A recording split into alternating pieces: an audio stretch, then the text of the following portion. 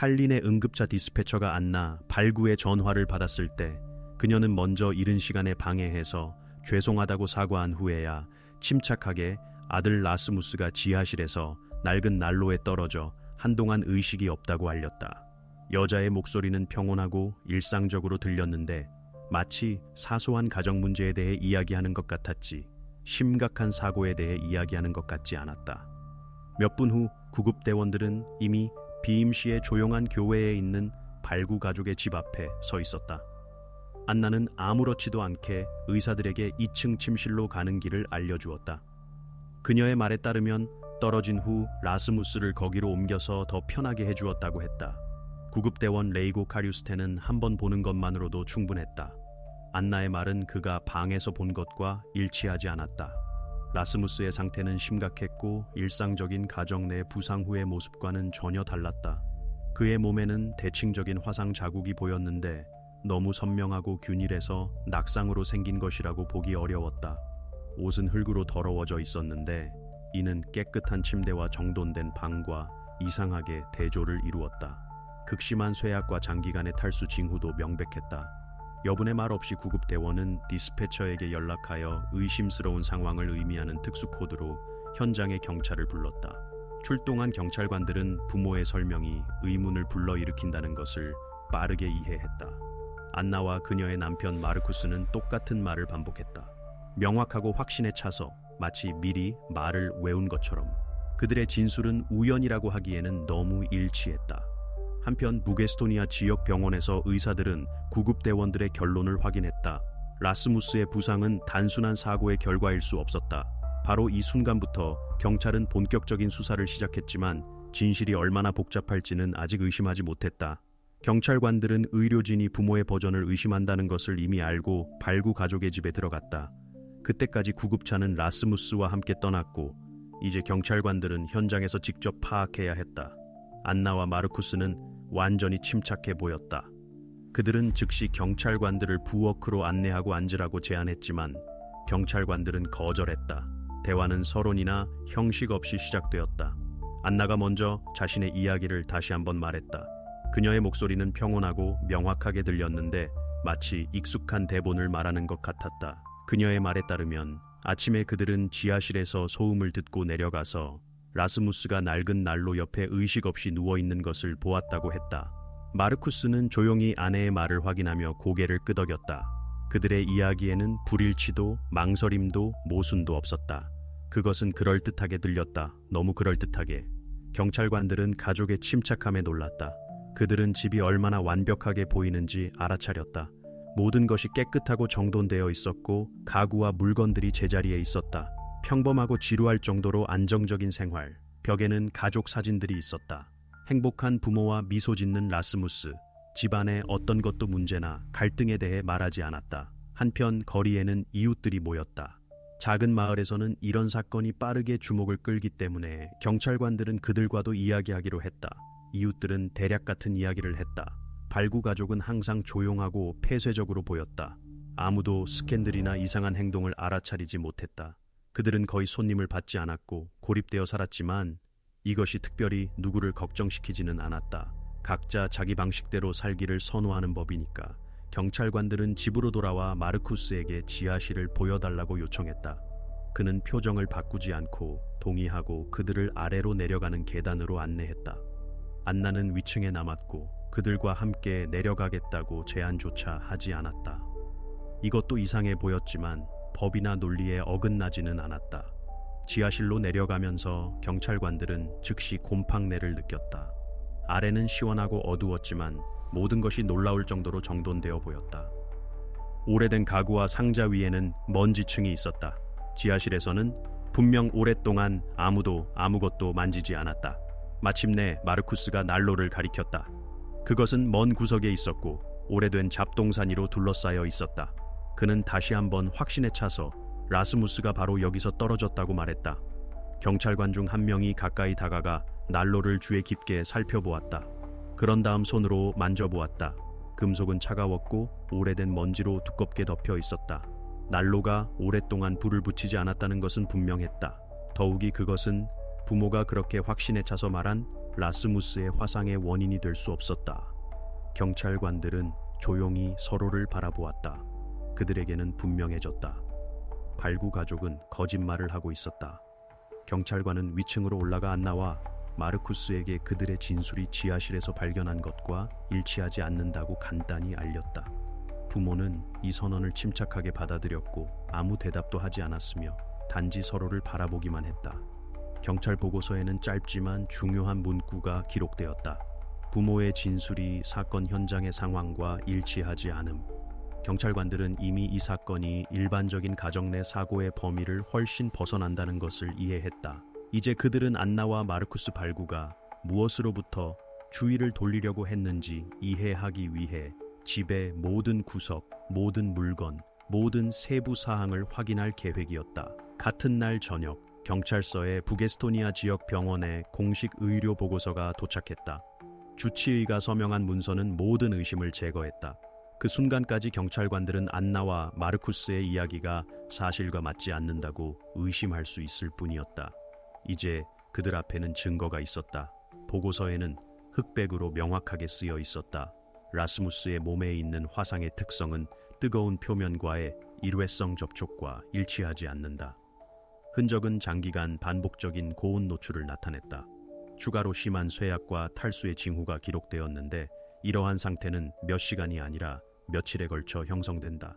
의사는 또한 낙상 시 발생하는 특징적인 부상이 없다고 언급했다. 이 모든 것이 우연을 배제했다. 경찰은 밤까지 문서를 받았다. 당직 수사관은 각 단락을 주의 깊게 다시 읽고 자료를 검찰에 전달하도록 지시했다. 사건에는 지하실을 검사한 경찰관의 보고서가 첨부되었는데 거기에는 난로가 차갑고 먼지로 덮여 있으며 오랫동안 사용되지 않았다고 명시되어 있었다. 두 개의 독립적인 출처, 의료 결론과 검사 프로토콜가 가족의 버전을 완전히 무너뜨렸다. 다음 날 아침 발구의 집에 다시 경찰 직원들이 왔다. 안나와 마르쿠스는 공식 진술을 하기 위해 경찰서에 가도록 초대되었다. 공식적으로 그들은 아직 체포되지 않았지만 증인 지위는 오래 지속되지 않았다. 검사와의 회의 후 그들의 보호하에 있던 사람에게 심각한 건강 피해를 입힌 혐의로 형사사건을 개시하기로 결정했다. 이 순간부터 안나와 마르쿠스 발구는 단순히 걱정하는 부모가 아니었다. 그들은 형사사건의 피의자가 되었다. 집은 봉인되었고 수색 준비가 시작되었다. 수사관들은 사건과 관련이 있을 수 있는 모든 물품을 압수할 권리를 얻었다. 라스무스는 이때 중환자실에 남아 있었다. 의사들은 그의 상태를 안정적으로 중증이라고 설명했다. 경찰관들은 진술을 받을 수 있을 때를 기다리며 병실 앞에 당직자를 배치했다. 발구 가족에게는 새로운 단계가 시작되었다. 평범한 삶의 외관을 유지하려는 시도는 아무것도 남지 않았다. 사고에 대한 버전이 무너졌고 이제 수사는 라스무스가 어디서 어떤 상황에서 이 화상을 입었는지, 그리고 왜 질서와 청결이 지배하던 집이 내부에 그렇게 잔인한 비밀을 숨기고 있었는지 밝혀내야 했다. 같은 날 저녁, 경찰의 북에스토니아 지역 병원에 공식 의료 보고서가 도착했다. 주치의는 경찰의 의심을 확인하며 결론에서 라스무스의 몸에 있는 화상의 특성이 뜨거운 물체와의 일회성 접촉과 일치하지 않는다고 지적했다. 손상은 분명히 장기간 반복적인 고온 노출의 결과로 형성되었다. 또한 심한 쇠약과 장기간의 탈수 징후가 언급되었는데 이는 짧은 시간 동안 나타날 수 없는 것이었다. 의사는 낙상 시 특징적인 부상이 없다는 점을 별도로 강조했는데 이는 안나와 마르쿠스의 버전과 더욱 모순되었다. 보고서는 저녁 10시경에 경찰서에 전달되었다. 수사관은 다시 한번 결론의 모든 세부 사항을 확인하고 즉시 자료를 검찰에 보냈다. 의료 문서에는 지하실 검사 프로토콜도 첨부되었는데 거기에는 난로가 먼지층으로 덮여 있었고 최근에 사용되지 않았다고 별도로 언급되어 있었다. 이 두 가지 세부 사항은 부모의 진술과 완전히 모순되었다. 다음 날 이른 아침, 경찰관들은 다시 발구 가족에게 갔다. 안나와 마르쿠스는 경찰서에 가서 질문에 답하도록 요청받았다. 처음에는 증인으로 진술했지만 몇 시간 후 그들의 지위가 바뀌었다. 모든 자료를 검토한 후 검찰은 그들의 보호해 있던 사람에게 심각한 건강 피해를 입힌 혐의로 형사사건을 개시하도록 지시했다. 이제 경찰은 안나와 마르쿠스를 단순한 부모가 아니라 용의자로 인식했다. 그들의 집은 추가 수색을 위해 봉인되었다. 수사관들은 라스무스에게 정확히 무슨 일이 일어났는지 설명할 수 있는 모든 물품을 압수할 허가를 받았다. 라스무스 자신은 중환자실에 남아 있었다. 의사들은 눈에 띄는 개선 없이 중증 상태를 언급했다. 경찰관은 그와 개인적으로 이야기할 수 있는 순간을 기다리며 병실 근처에서 당직했다. 발구 가족에게 상황은 근본적으로 바뀌었다. 평온과 질서에 익숙한 세계가 사라졌다. 안나와 마르쿠스가 경찰에 제시하려고 했던 버전은 완전히 반박되었다. 이제 수사관들은 그들 집의 청결과 외적 존경성 뒤에 실제로 무엇이 숨겨져 있었는지 알아내야 했다. 경찰관들이 두 번째로 지하실에 내려갔을 때 그들은 첫 번째 검사에서 알아차리지 못한 것에 주목했다. 방의 먼 구석, 상자와 도구가 있는 높은 선반 뒤에 특이한 물체가 있었다. 그것은 명백히 손으로 급하게 만든 나무 상자였다. 그것은 먼지투성이이고 오랫동안 사용되지 않은 지하실 배경에 절대적으로 새롭고 신선해 보였다. 수사관들은 발견물을 쥐에 깊게 검사했다. 상자의 크기는 즉시 이상해 보였다. 길이 1m 20cm, 높이와 너비는 각각 50cm. 이런 구조물이 도대체 무엇을 위해 필요한지 이해할 수 없었다. 뚜껑은 거대한 금속 걸쇠로 고정되어 있었고 내부는 완전히 비어 있었다.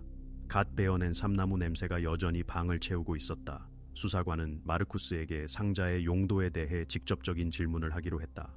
마르쿠스는 외적 침착함을 유지하며 단순히 오래된 물건과 도구를 보관하기 위한 상자를 만들고 싶었다고 대답했다. 그러나 그런 설명은 터무니없어 보였다. 상자는 이러한 목적을 위해서는 너무 좁고 불편했으며 또한 너무 불편한 곳에 있었다. 게다가 마르쿠스는 왜 지하실에 바로 있던 일반적인 재료가 아니라 비싼 삼나무로 만들기로 결정했는지 설명할 수 없었다. 경찰관들은 검사를 계속하고 가능한 증거로 물체를 기록하고 압수하기 위해 범죄 전문가들을 불렀다. 범죄학자들이 발견물을 더 철저히 검사하기 시작했을 때 내부에서 거의 눈에 띄지 않는 직물 섬유가 발견되었다. 전문가는 즉시 이것이 의류 재료일 수 있다고 추측했다. 나중에 실험실 분석은 직물이 라스무스를 병원으로 데려갔을 때 입고 있던 옷과 완전히 일치한다는 것을 확인했다. 더욱 중요한 발견은 상자 내부 표면에서 발견된 생물학적 흔적이었다. 이 증거는 누군가가 분명히 내부에 있었음을 의미했다. 오랫동안 그리고 자발적이지 않게. 실험실은 이러한 흔적이 라스무스 자신에게 속한다는 것을 확인했다. 이 순간 수사관들은 이상한 나무 상자가 단순히 쓸모없는 가구가 아니라는 것을 이해했다. 그것은 발구의 집에서 실제로 무슨 일이 일어나고 있었는지 이해하는 주요 열쇠였다. 상자는 구급차 호출 전 마지막 날과 시간의 실제 사건에 빛을 비출 수 있는 물증으로 공식적으로 인정되었다. 경찰관들은 발견물을 공식 프로토콜에 기록하고 범죄학센터로 상세한 연구를 위해 보냈다. 이미 몇 시간 안에 이 이상한 물체가 정확히 무엇을 위해 만들어졌는지, 그리고 부모 자신이 일어난 일에서 어떤 역할을 했는지 밝혀낼 전문가들이 사건에 참여하게 될 것이었다. 안나와 마르쿠스에게 지하실에서 라스무스와 관련된 물체가 발견되었다고 알렸을 때 그들은 놀란 것처럼 보이지 않았다. 오히려 둘 다 너무 절제된 반응을 보였는데 마치 이것이 일어날 것을 미리 알고 있었던 것처럼. 수사관은 모든 움직임을, 대답하기 전에 서로를 바라보는 방식을, 말을 선택하는 방식을 주의 깊게 관찰했다. 신문실의 분위기는 모든 문구가 실수가 될 수 있는 조용한 게임을 연상시켰다. 발견된 삼나무 상자에 대해 이야기가 나왔을 때 마르쿠스는 이것이 오해라고 주장했다. 상자가 실제로 지하실에 있었지만 수사관들이 생각하는 것을 위해 만들어진 것이 전혀 아니라고 말했다. 그는 이전 설명을 반복했다. 오래된 물건을 보관하기 위한 것이라고. 수사관은 논쟁하지 않았다. 그는 단지 테이블 위에 사진들을 펼쳤다. 상자 내부 표면의 클로즈업과 감정 결론. 짧은 침묵 후 안나가 개입하려고 시도하며 이 모든 것이 실수이고 라스무스의 부상의 진짜 원인은 완전히 다른 곳에 있다고 말했다. 그들은 처음으로 세 번째 사람을 언급했다. 부모의 말에 따르면 그들 가족은 오랫동안 학교 심리학자와 갈등이 있었다. 그는 그들의 말에 따르면 약물 치료를 주장했고 보호기관에 알리겠다고 위협했으며 안나와 마르쿠스가 아들을 어떻게 대하는지에 대해 종종 신랄한 언급을 허용했다. 안나는 그와의 마지막 대화 후에 라스무스가 이상하게 행동하기 시작했고 폐쇄적이고 불안해졌다고 말했다. 이것은 새로운 방어선을 구축하려는 시도처럼 들렸다. 수사의 주의를 가족에서 외부 전문가로 돌리려는. 수사관들은 이 버전이 억지스러워 보인다는 것을 이해했지만 어쨌든 확인할 의무가 있었다. 건강 피해 사건은 모든 세부 사항의 확인을 요구했으며 특히 라스무스와 전문적인 관계가 있던 사람이 언급된 경우 더욱 그러했다. 학교 자료에는 실제로 심리학자가 발구에게 의료 도움을 구하고 추가 검사를 받도록 권장했다는 기록이 있었다. 그의 서명은 라스무스의 행동이 불안정하고 통제가 필요하다고 명시된 학교위원회 결론 아래에 있었다. 부모는 이 문서에 서명하지 않았고 곧 교육기관과의 연락을 끊었다. 심리학자는 다음 날 신문을 위해 소환되었다. 공식적으로 그는 증인으로 조사받았지만 수사관들은 그를 작전상 관심 대상으로 간주했다. 그가 발구 가족과 개인적인 갈등이 있었는지 그리고 실제로 일어난 일에 연루될 수 있었는지 밝혀내야 했다. 이렇게 사건의 가족밖에 첫 번째 사람이 나타났다. 잠시 동안 수사의 모든 주의가 집중된 인물. 수사관들이 학교 심리학자에 대한 버전을 다루는 동안 경찰의 재무부서는 발구 가족에 대한 표준 확인을 수행하고 있었다. 이러한 요청은 항상 자동으로 이루어진다. 사건이 부채, 협박 또는 타인의 개입과 관련이 있는지 이해하기 위해. 일반적으로 이러한 확인은 아무것도 제공하지 않는다. 그러나 이 경우 모든 것이 달랐다. 며칠 후 도착한 은행 명세서가 수사 과정을 바꾸었다. 발구 가족의 계좌에서 그들의 신고서에도 그들이 말한 지출에도 없던 대형 조직으로의 정기적인 송금이 발견되었다. 지난 3개월간 5번의 거래, 총액은 5천 유로를 약간 넘었다. 수취인은 수사관들 중 누구도 전에 본 적이 없는 이름의 계좌였다. 태양의 아이들. 이름은 이상하게 들렸다. 에스토니아에는 그런 이름에 등록된 재단, 사회운동 또는 합법적인 기업이 존재하지 않았다. 수사관은 즉시 은행 서비스를 통해 추가 정보를 요청했고 확인을 받았다. 돈은 실제로 알라르 베스키라는 이름의 개인에게 등록된 개인 계좌로 갔다. 추가 확인 결과 송금이 수동으로 이루어졌음이 밝혀졌다. 자동 결제가 아니라 온라인 뱅킹을 통해 안나 발구의 개인 접근으로. 송금 중 하나에는 정화 방법에 대한 상담이라는 메모가 동반되었다. 이것은 가족이 단순한 가족 갈등이나 스트레스보다 더 큰 무언가에 관여되어 있다는 첫 번째 문서상 증거가 되었다. 수사관들이 송금 날짜를 사건과 비교했을 때 그것들이 라스무스 상태 악화의 주요 순간과 일치한다는 것이 분명해졌다. 첫 번째 지불, 이웃들이 마당에서 그를 보는 것을 멈추기 일주일 전. 두 번째, 부모가 그를 학교에 데려가는 것을 멈춘 후. 마지막, 구급차 호출 하루 전. 이 순간 수사의 주의는 심리학자에서 신비한 조직으로 옮겨갔다. 이 태양의 아이들은 무엇을 나타냈고 왜 가족이 거기에 돈을 보냈는가? 이상한 삼나무 상자가 발견된 집에서 왜 어떤 비밀스러운 시스템에 참여한 흔적이 발견되었는가? 수사관은 계좌 소유자인 알라르 베스키에 대한 데이터를 요청하도록 지시했다. 초기 확인 결과 그는 탈린 외곽의 임대 공간에서 모임과 정화 의식을 수행하는 사설 영적 센터의 책임자로 등록되어 있었다. 그의 이름은 이미 대체 치료와 관련된 의심스러운 세미나의 조직자로 보관 보고서에 등장했었다. 이제 경찰은 새로운 작업 방향을 갖게 되었다. 평범하고 안정적인 것으로 자신을 제시하려고 했던 발구 가족은 마을에서 누구도 존재조차 들어본 적이 없는 종교단체와 연결되어 있는 것으로 밝혀졌다. 작전 그룹은 태양의 아이들 사무실에서 문서 압수 요청을 준비했다. 그리고 곧 이 확인이 수수께끼의 열쇠가 될 첫 번째 이름을 제공할 것이었다. 안내자 알라르.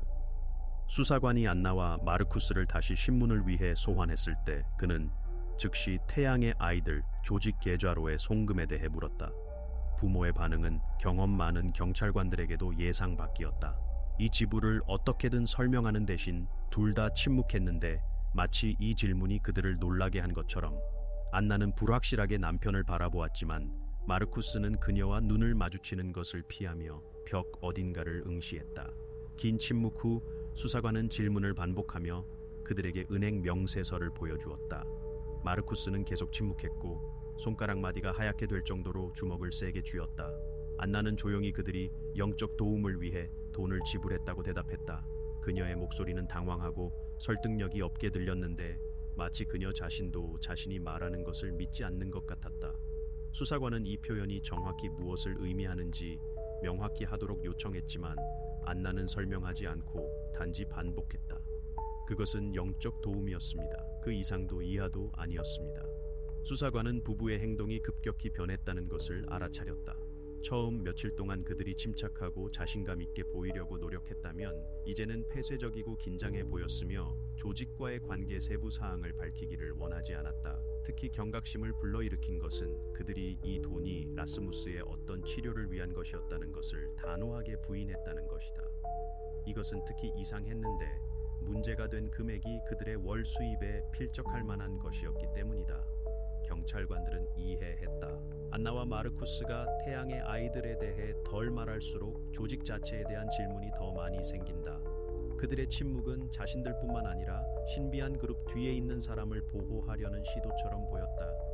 수사관이 다시 알라르 베스키의 이름을 언급했을 때 부모는 다시 침묵했고 더욱 긴장했다. 그 이름이 그들에게 익숙하고 특별한 감정을 불러일으킨다는 것은 분명했다. 신문 후 수사관들은 안나와 마르쿠스의 진술을 비교하기로 했다.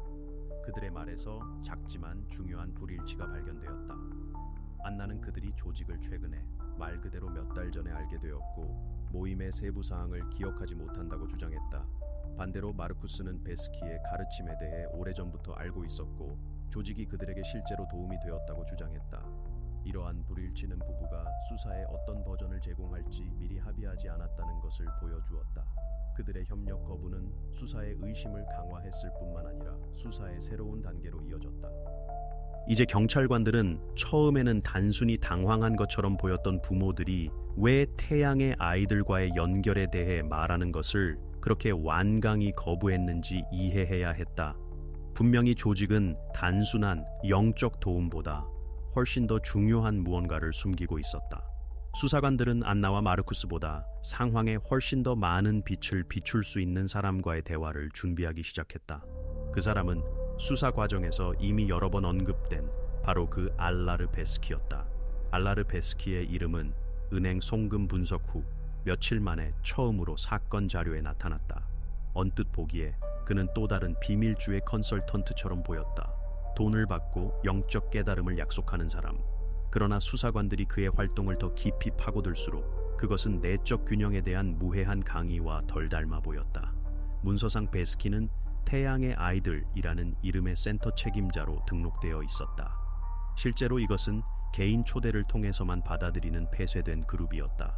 공식적으로 그들의 모임은 에너지 조화 세션이라고 불렸지만 전 참가자들은 일어난 모든 일이 엄격한 규율과 지도자에 대한 복종의 요소가 있는 의식을 연상시켰다고 말했다. 베스키는 그의 추종자들이 안내자의 목소리라고 부르는 특별한 말투를 가지고 있었다. 그는 사람들을 내적 어둠에서 정화하고 그들을 태양의 빛으로 인도할 수 있다고 주장했다. 수사관들은 통신사업자에게 베스키의 전화 이동에 대한 데이터를 요청했다. 결과는 예상 밖이었다. 그의 휴대전화는 비임시 마을 주변에 위치한 기지국 영역에서 여러 번 포착되었다. 첫 번째 신호는 2005년 8월 말에 기록되었고 두 번째는 9월 9일, 마지막은 9월 13일, 라스무스가 병원에 입원하기 하루 전이었다. 이 모든 신호는 같은 위치, 발구 가족의 집이 있는 지역에 연결되어 있었다. 수색에 이것은 전환점이 되었다. 그 순간까지 경찰은 사건 전에 외부인이 집을 방문했다는 직접적인 증거가 없었다. 이제 기술 데이터가 특정 사람을 중요한 날짜의 사건 현장과 연결시켰다. 이후 베스키는 일반적인 보고서 인물에서 수사의 핵심 인물로 변모했다. 그의 사진이 사건 자료에 추가되었고 연락처는 발구 가족의 연결 목록에 추가되었다. 경찰관들은 안나가 비극 몇 주 전에 탈린의 태양의 아이들 모임을 방문했다는 여러 증거를 찾았고 이웃 중 한 명은 9월 초의 집 근처에서 알라르가 사용하던 것과 비슷한 검은색 차를 보았다. 우연은 무시하기에는 너무 정확했다. 수사는 더 이상 의심하지 않았다. 스스로를 안내자라고 부르는 남자는 발구 가족에게 일어난 일과 직접적인 관계가 있었다. 곧 그의 신문 신청이 제출되었고 경찰은 수사관들의 의견으로는 단순한 영적 멘토가 아니라 안나와 마르쿠스의 행동을 한 걸음 한 걸음 지시한 사람일 수 있는 사람과의 만남을 준비하기 시작했다. 삼나무 상자에 대한 감정 결과가 마침내 부서에 도착했을 때 수사관들은 이해했다. 신비한 물체는 더 이상 단순히 가구로 간주될 수 없다. 그것은 발구 가족 사건의 중심 증거가 되었다. 범죄학자들의 보고서는 상세하고 정확했으며 어떤 추측도 배제했다. 전문가들이 지적한 첫 번째는 생물학적 흔적의 존재였다. 상자의 내부 표면에서 직물 입자, 땀과 상피의 미세한 흔적이 발견되었고 이는 라스무스의 DNA와 일치했다. 실험실은 모든 주요 마커에서 일치를 확인했다. 흔적은 우연히 거기에 있을 수 없었다. 그것들의 밀도와 위치는 사람이 오랜 시간 동안 내부에 있었다는 것을 나타냈다. 두 번째 결론은 지문과 관련이 있었다. 상자 뚜껑과 금속 걸쇠에서 세 사람의 흔적이 발견되었다. 안나 발구, 그녀의 남편 마르쿠스, 그리고 알라르 베스키. 수사관들은 지문이 일반적인 접촉에서 남을 수 있다는 것을 알고 있었지만 전문가들은 명확히 했다. 지문의 위치와 압력 방향은 뚜껑이 최소한 두 사람에 의해 닫히고 위에서 유지되었다고 말했다. 이것은 더 이상 우연이 아니라 노력과 조정을 필요로 하는 행동이었다. 보고서의 세 번째 부분은 목재 자체와 관련이 있었다. 삼나무 표면, 특히 구조의 하단 부분에는 가열 흔적이 있었다. 현미경 분석 결과 섬유의 구조가 고온 노출로 인해 부분적으로 변형되었다는 것이 확인되었다. 외부 벽에서는 재와 그을음 입자가 발견되었다. 상자 주변에 열원이 있었다는 흔적. 흔적의 특성으로 판단하면 가열은 즉각적이지 않고 장기간 균일하게 이루어졌다. 이 세 가지 사실, 생물학적 흔적, 지문, 가열 흔적은 명확한 그림을 형성했다. 전체 수사에서 처음으로 수사는 라스무스, 그의 부모, 그리고 알라르 베스키 사이의 증거적 연결을 갖게 되었다. 모든 것은 이 상자가 단순히 우연한 구조물이 아니라 발구의 집 지하실에서 일어난 행동의 중심 요소였다는 것을 나타냈다. 보고서를 연구한 수사관은 보고서에 간략히 언급했다. 참가자들 간의 물리적 상호 연결 확립, 사고 버전 배제. 이제 경찰은 부모의 말이 아니라 사실에 근거하여 사건의 연대기를 구축할 수 있었다. 그리고 그것들은 모두 한 사람으로 이어졌다. 스스로를 안내자라고 부르고 추종자들에게 영혼을 정화할 수 있다고 확신시킨 사람. 수사관들은 이해했다. 앞으로 그들을 기다리는 것은 전체 사건의 운명을 결정할 대화다. 알라르 베스키는 설명을 해야 했다. 발구가족 사건의 학교 심리학자 연루에 대한 부모의 버전은 처음부터 의심스러워 보였지만 공식적으로 수사관들은 그것을 확인할 의무가 있었다. 그들은 안나와 마르쿠스가 단순히 의심을 다른 방향으로 돌리려고 했을 수 있다는 것을 이해했지만 공식 확인을 받을 때까지 버전은 작업 중인 것으로 남아 있었다. 확인은 심리학자 자신의 신문으로 시작되었다. 그는 즉시 협력에 동의했고 수사에 필요한 모든 정보를 제공했으며 자발적으로 자신의 전화 기록과 문서를 전달했다. 그의 이야기는 일관되고 설득력이 있었다. 심리학자는 오직 자신의 전문적 의무 범위 내에서 라스무스에 대한 의료 도움을 주장했고 결코 부모와 개인적으로 갈등하지 않았다. 그는 자신의 권고가 실제로 안나와 마르쿠스에게 짜증을 일으켰다는 것을 인정했지만 이것이 발구의 집에서 일어난 일의 원인이 될 수는 없었다. 다음 단계로 경찰은 그의 알리바이를 철저히 확인했다. 의심을 제거하는 데 필요한 것보다 더 많은 확인이 있었다. 발구 가족에게 주요 사건이 일어난 9월 12일부터 14일까지의 기간 동안 심리학자는 타르투의 전문 회의에 있었다. 그는 수사관들에게 기차 티켓, 호텔 숙박 영수증, 카페와 상점에서의 지출을 확인하는 은행, 카드 명세서, 그리고 회의 행사 참여를 확인하는 공식 증명서를 제공했다. 문서 외에도 심리학자의 알리바이는 같은 회의에 함께 있던 동료들도 확인했다. 그들은 그의 행동을 상세히 설명했고 그날 동안 특이하거나 의심스러운 것을 발견하지 못했다고 언급했다. 수사관들은 그의 말을 완전히 확인한 호텔의 감시 카메라 기록도 받았다. 따라서 심리학자의 연루에 대한 모든 의심이 제거되었다. 안나와 마르쿠스가 강요하려고 했던 버전이 최종적으로 무너졌다. 이제 부모가 의식적으로 수사를 오도하려고 시도하여 거짓 경로로 이끌려고 했다는 것이 분명해졌다. 이것은 그들의 입장을 악화시켰을 뿐이었다. 이 버전이 종결된 후 경찰의 시야에는 단 3사람만 남았다. 안나, 마르쿠스, 그리고 알라르 베스키. 가족 주변의 다른 누구도 자신의 참여에 대한 간접적인 확인조차 없었다. 이제 수사관들에게는 일어난 일에 대한 책임이 전적으로 부모와 스스로를 안내자라고 부르는 그룹의 지도자에게 있다는 것이 절대적으로 명확했다. 수사의 모든 힘은 이제 알라르 베스키의 역할과 그가 부모에게 정확히 어떤 영향을 미쳤는지 밝히는 데 집중되었다. 바로 그의 신문이 비임시 외곽의 조용한 집에서 일어난 일의 그림을 최종적으로 밝힐 수 있는 수사의 다음 단계가 되어야 했다. 수사관들이 알라르 베스키의 신원 확인을 시작했을 때 그가 추종자들에게 보여준 것과는 완전히 다른 이력을 가진 사람이라는 것이 매우 빠르게 명확해졌다. 용의자의 진짜 이름은 안드루스 카스크, 45세. 이전의 사기 사실로 경찰 보고서에 반복적으로 등장했었다. 모든 에피소드가 비슷했다. 건강 개선, 개인 생활 문제 해결 등의 약속, 그리고 이 모든 것이 상당한 돈을 받고. 그에 대한 첫 번째 사건은 90년대 말에 나타났다. 당시 카스크는 별도 요금으로 고객에게 정화 세션과 다양한 종류의 에너지 영양을 제공하는 작은 대체 치료 센터를 조직했다. 처음에 사람들은 자발적으로 와서 비교적 적은 돈을 지불했다. 그러나 얼마 후 그는 고객들을 겁주기 시작했는데 추가 절차 없이는 그들의 문제가 돌아와서 더 강해질 것이라고 말했다. 결국 피해자 중 한 명이 진정서를 작성했지만 당시 수사는 사건을 법원에 넘기기에 충분한 증거가 없었다. 안드루스 카스크는 처벌을 피했고 몇 년간 법 집행기관의 시야에서 사라졌다. 그는 이미 알라르 베스키로 돌아왔고 빠르게 태양의 아이들이라는 이름의 그룹을 만들었다. 이제 이것은 더 이상 단순히 작은 비밀주의 그룹이 아니라 베스키 자신과의 개인 면담 후에만 입장이 가능한 폐쇄된 조직이었다. 거기서 그는 사람들의 의식을 정화하고 내적 문제를 해결할 수 있다고 주장하는 영적 지도자로 자신을 제시했다. 시간이 지남에 따라 그룹에 엄격한 규칙이 나타났다.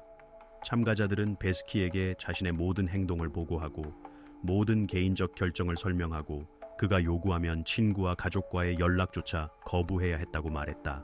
경찰은 베스키가 정확히 어떻게 행동했는지 상세히 설명한 그룹의 몇몇 전 참가자들을 찾았다. 처음에 그는 단순히 그룹 수업과 세미나를 진행했는데 그곳에서 사람들이 내적 어둠에서 벗어나도록 도울 수 있다고 말했다. 그러나 나중에 별도 요금으로 개인 세션을 제안했는데 그곳에서 고객들에게 매우 심각한 문제가 있으며 비용이 많이 드는 절차로만 해결할 수 있다고 설득했다. 그룹의 일부 추종자들은 거의 모든 저축을 그에게 주었다고 인정했다. 베스키는 의학 교육도 심리학 교육도 없었으며 그의 모든 방법론은 전적으로 자신의 환상과 신뢰하는 사람들에 대한 능숙한 조작에 기반했다. 그는 물리적 힘을 사용하지 않았지만 추종자들이 점차 그의 의지에 완전히 복종하고 그에게 어떤 돈이든 주기 시작할 정도로 압력을 가했다. 수사관들은 또한 그의 사무실에서 압수한 자료를 연구했다. 서류 중에는 베스키가 유기체에 대한 열과 온도의 영향과 관련된 의식을 상세히 설명한 메모가 있었다. 이러한 기록은 안나 발구가 집에서 라스무스와 함께 수행한 정화 절차에 대해 이야기할 때 일기에 설명한 것과 매우 유사했다. 따라서 경찰은 베스키의 동기에 대한 최종 확인을 얻었다. 돈과 사람들에 대한 권력. 이것은 이 경우 심각한 결과로 이어진 전형적인 사기였다. 이제 수사관들에게 남은 것은 알라르 베스키의 방법이 정확히 어떻게 발구의 집에서의 비극으로 이어졌는지 알아내기 위해 부모의 진술을 얻는 것뿐이었다. 안나와 마르쿠스 발구는 다시 경찰서에 있었다. 이 시점에서 수사는 증인이 아니라 명백히 무언가를 숨기고 있는 사람들로서 그들과 다르게 이야기하기에 충분한 증거를 가지고 있었다. 수사관은 용의자들이 더 이상 대답을 피할 기회가 없는 최종 대화를 위해 이 만남을 사용하기로 했다. 신문은 침착하게 시작되었다. 부모에게 차례로 그리고 불필요한 언급 없이 수집된 모든 증거가 제시되었다. 테이블 위에 그들의 집 지하실에서 나온 바로 그 나무 상자의 사진과 감정 결과가 나타났다. 안나는 사진을 단 몇 초만 보았고 그 후 눈을 내리깔았다. 마르쿠스는 무표정했는데 마치 일어나는 일을 심각하게 받아들이지 않는 것처럼 수사관은 계속했다. 다음 단계로 그는 발구 가족의 은행 계좌 명세서를 보여주었는데 거기에는 베스키의 조직으로 보낸 거액이 표시되어 있었다. 그는 경찰이 이미 알라르가 정확히 어떻게 그들과 연결되어 있었는지 그리고 이 돈이 어떤 역할을 했는지 알고 있다고 설명했다. 마르쿠스는 다시 반응하지 않았다. 안나는 긴장하기 시작했고 호흡이 빨라졌으며 손가락을 긴장하게 쥐었다 폈다 했지만 아직 아무 말도 하지 않았다. 그 후 그들 앞에 전화 연결에 대한 데이터가 있는 문서가 놓였다. 서류에는 알라르 베스키가 그들의 집 바로 근처에 있었던 날짜와 시간이 명확히 표시되어 있었다. 수사관은 침착하게 베스키와의 연결이 없다는 그들의 모든 말이 이제 반박할 수 없는 증거로 반박되었다고 설명했다. 마르쿠스는 한마디도 하지 않았고 단지 손가락을 맞잡고 긴장하게 정면을 바라보았다. 안나는 점차 자제력을 잃기 시작했다. 그녀의 눈은 눈물로 빛났고 감정을 억제하려고 입술을 깨물었다. 수사관은 작은 휴식을 주며 안나와 마르쿠스에게 자신들의 상황을 인식할 기회를 주었다. 그런 다음 그는 지금 그들 둘 다 똑같이 어려운 상황에 있으며 문제는 누가 먼저 알라르 베스키가 정확히 어떻게 그들의 결정과 행동에 영향을 미쳤는지 이야기할 준비가 되어 있는지라고 말했다.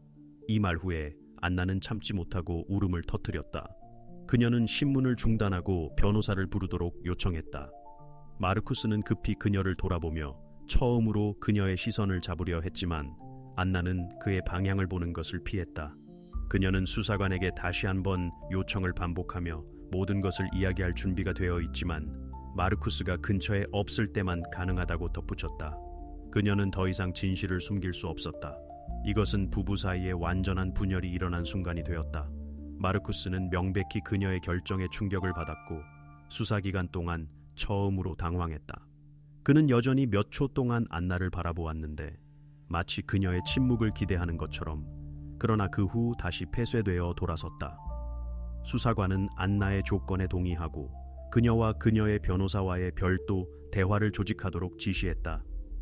전체 수사에서 처음으로 안나는 그들의 집에서 실제로 무슨 일이 일어났는지, 그리고 알라르 베스키가 어떻게 그들의 가족을 복종시킬 수 있었는지 모든 것을 이야기할 준비가 되어 있었다.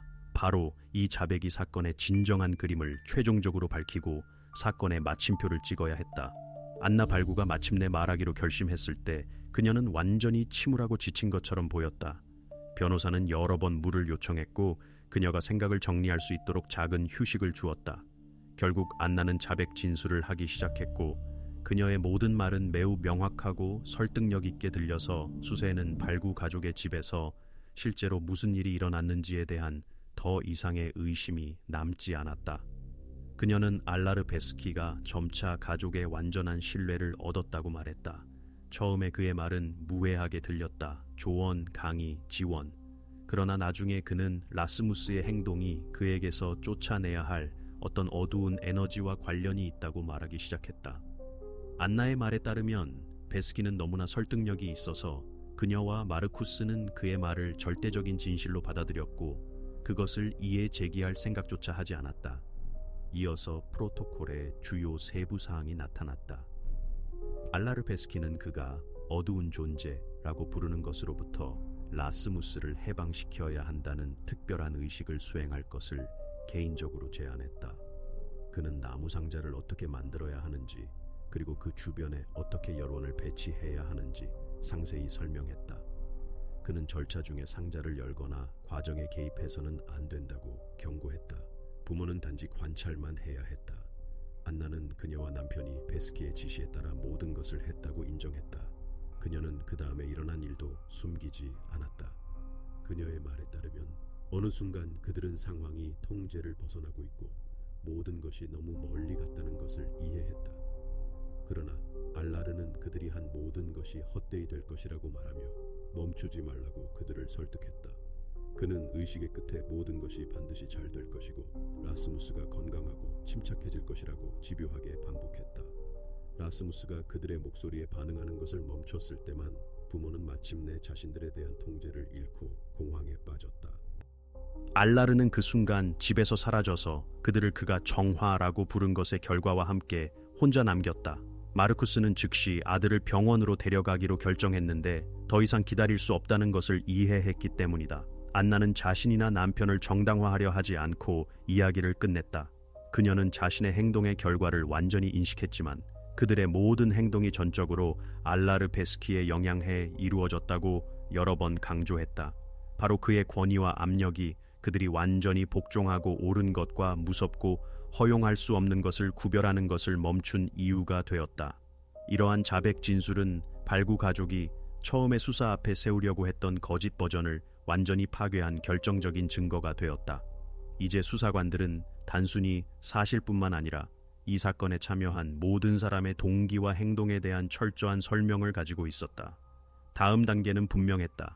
수사관들은 알라르 베스키와 직접 이야기하고 사건에 대한 그 자신의 버전을 알아낼 필요가 있었다.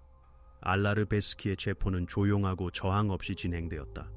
그가 이러한 사건 전개에 완전히 준비되어 있었던 것처럼 보였고 경찰서로 이송되었을 때도 놀라지 않았다.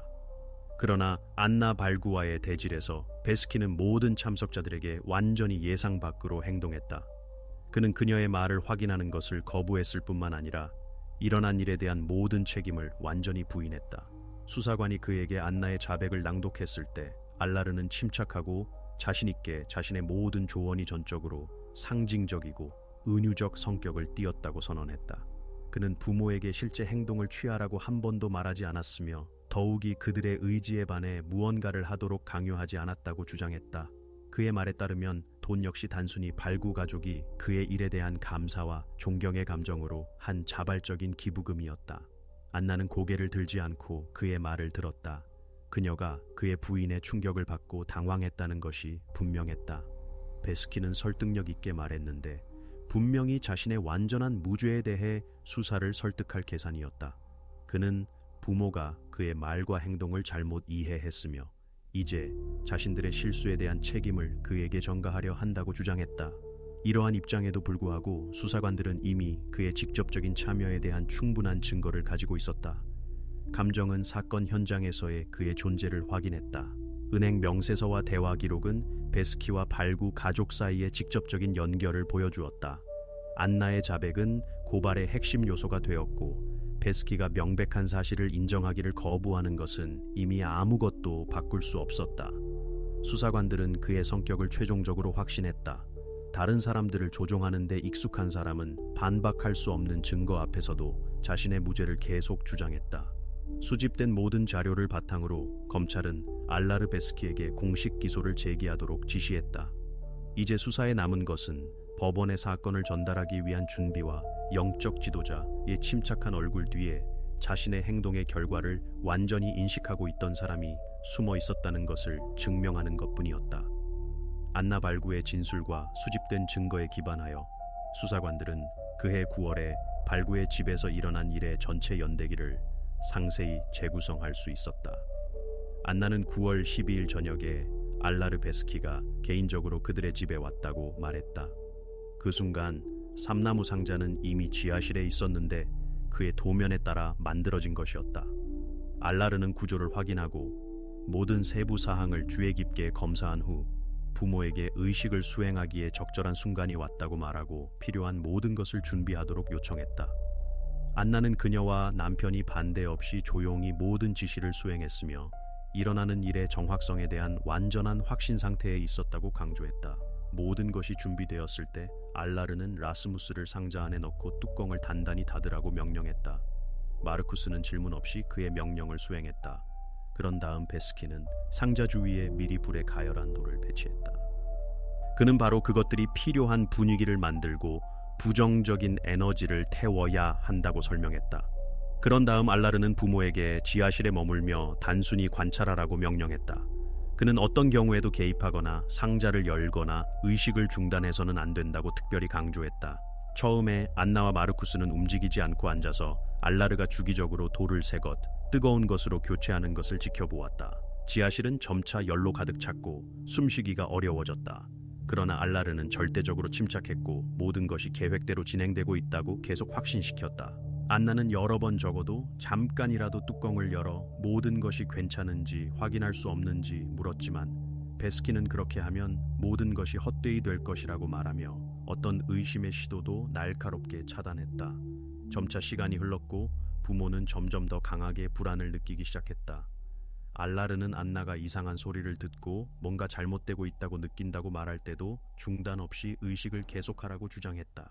베스키는 그녀를 날카롭게 꾸짖으며 어떤 방해도 정화 과정에 해를 끼칠 수 있다고 확신시켰다.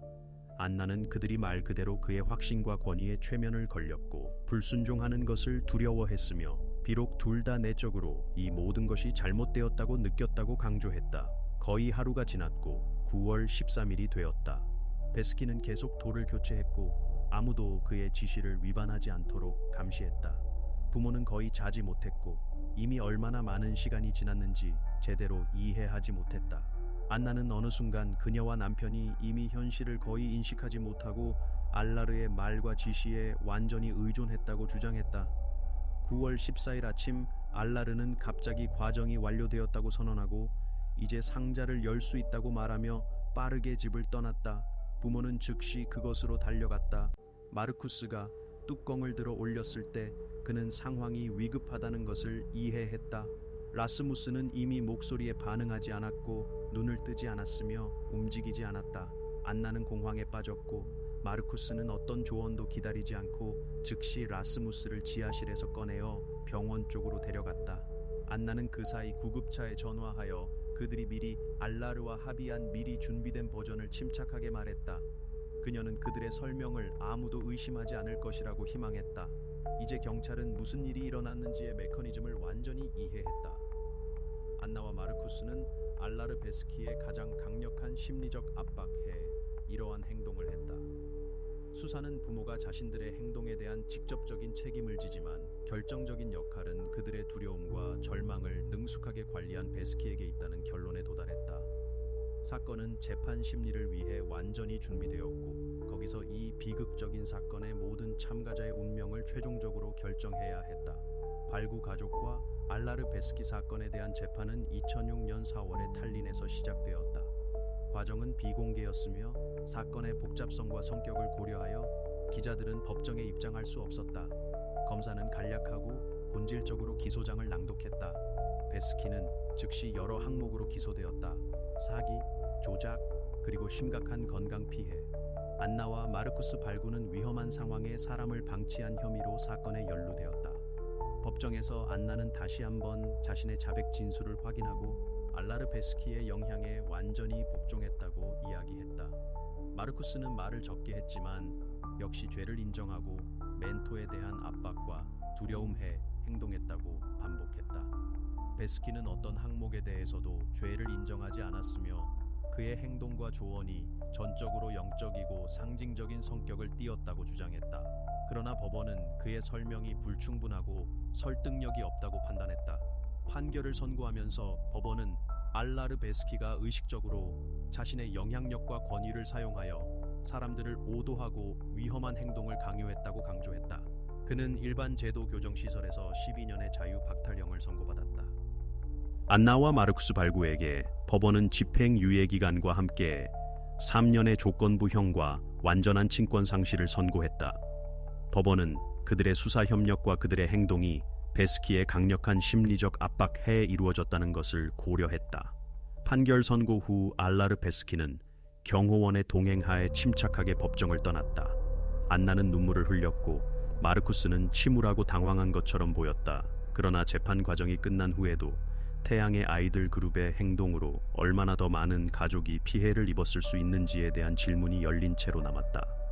수사는 발구 가족이 베스키를 믿고 그의 조작으로 고통받은 유일한 가족이 아니라고 확신했다.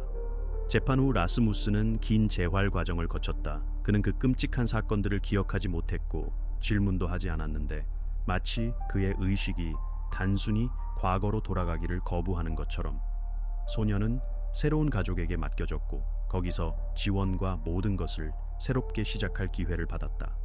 태양의 아이들 조직은 알라르 베스키의 체포 직후 존재하기를 멈췄다. 이 사건은 에스토니아 법 집행 기관에게 중요한 신호가 되었다. 이제 유사한 그룹들에게 더 큰 주의와 신중함으로 대하기 시작했다. 안나와 마르쿠스 발구는 친권과 라스무스를 볼 가능성을 잃었다. 알라르 베스키는 자신의 판결을 받았다. 그러나 공식적인 종결에도 불구하고 이야기는 모든 참가자들의 기억 속에 계속 살아있었다. 그것은 사람들이 타인의 영향에 얼마나 쉽게 자신을 잃을 수 있는지, 그리고 그러한 실수의 대가가 얼마나 높은지에 대한 쓰라린 상기가 되었다.